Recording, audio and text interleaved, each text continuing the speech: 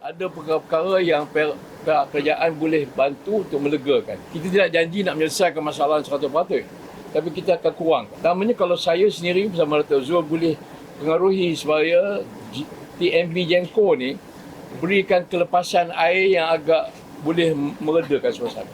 Jadi ini pihak TMB Genco kena kompromi, dia kena manuver supaya lepasan air itu dapat menyelesaikan masalah JPS dan pesawat tidak menanggung kereta. Begitu juga dengan LAP. Jadi ini satu benda yang kita pasti fikirkan, very thin line.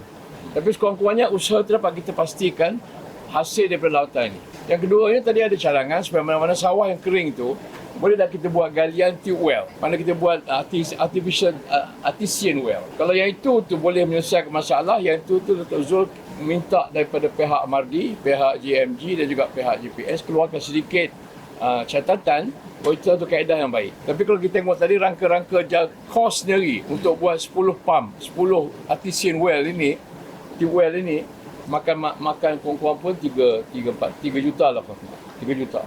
Dan makan masa sekurang-kurangnya setahun setengah. Nak buat korekan tu, nak kaji, nak buat drilling semua tu.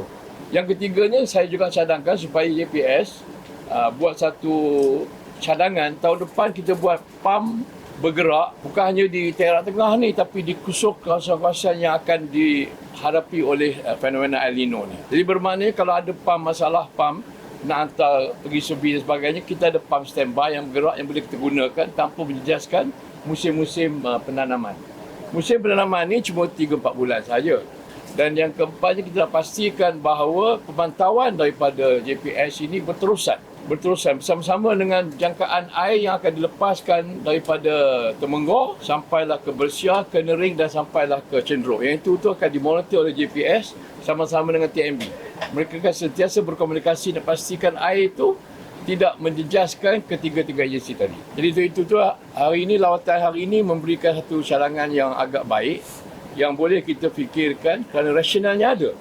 Bila kita selesaikan masalah ini untuk tujuan yang panjang, kita akan minta rekomen daripada MET Malaysia. MET Malaysia akan beri respon yang positif. Kita terus pergi jumpa NAKMA supaya buat pertukaran. Satu je OPA hampir 100,000.